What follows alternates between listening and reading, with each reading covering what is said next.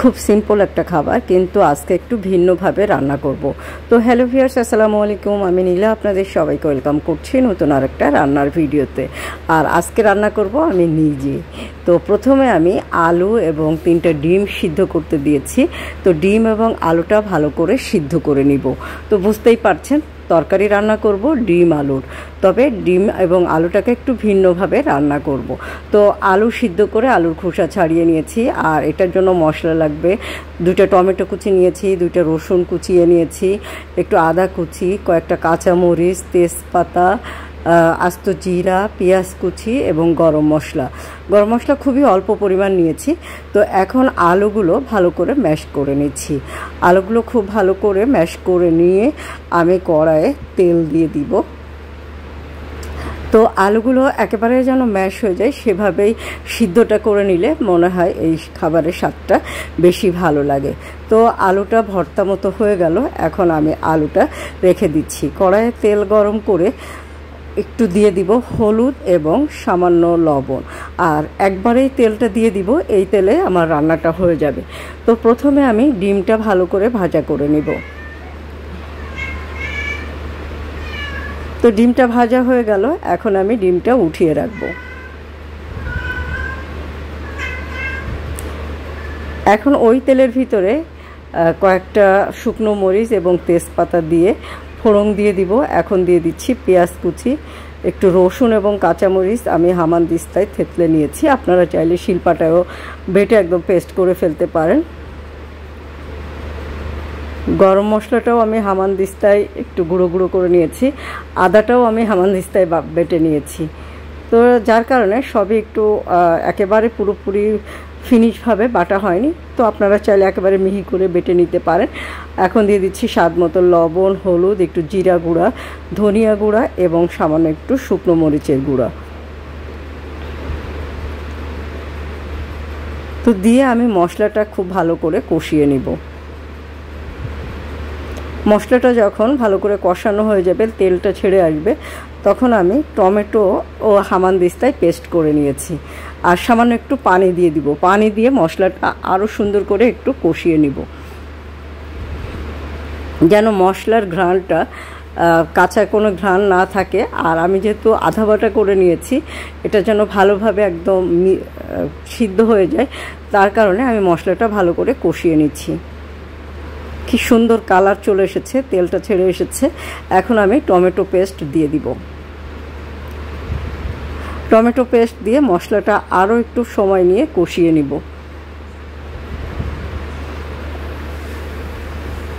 তো মশলাটা খুব সুন্দর করে কষিয়ে নিলাম। এখন এই যে দেখেন খুব সুন্দর একটা কালার এসেছে এবং মশলাগুলো সব পেঁয়াজ রসুন যা যা আছে, টমেটো সব প্রপারভাবে একদম সিদ্ধ হয়ে গেছে। এখন আমি এটার ভিতরে ম্যাশ করে নিয়েছি যে আলুটা, সেই আলু ভর্তাটা দিয়ে দিব। আলু ভর্তা দিয়ে আবারও সামান্য একটু পানি দিয়ে আলু এবং মশলাটা কষিয়ে নেব,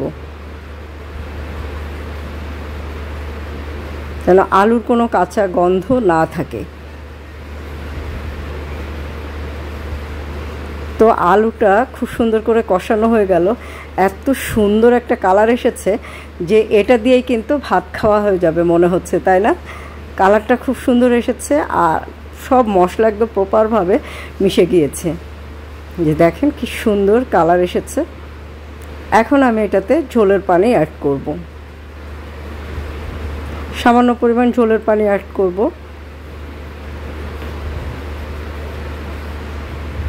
তো ঝোলের পানিটা ফুটে উঠলে এখন আমি ডিম যেটা ভাজা করে নিয়েছিলাম সেই ভাজা ডিমটা দিয়ে দিব।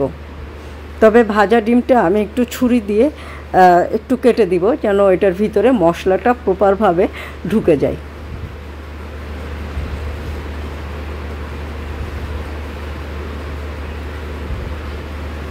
তো আমি ছুরি দিয়ে ডিমগুলো চিড়ে ঝোলের ভিতরে দিয়ে দিচ্ছি।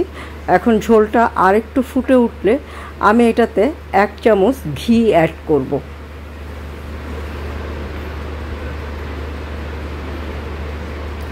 আর এভাবে রান্না করে গরম গরম ভাত বা রুটির সাথে পরিবেশন করে দেখবেন, খেতে কিন্তু অসাধারণ লাগবে। তো 1 চামচ ঘি আমি দিয়ে আরেকটু জাল করে নিয়ে ঝোলটা ঘন হয়ে আসলে গরম ভাতের সাথে খাবো।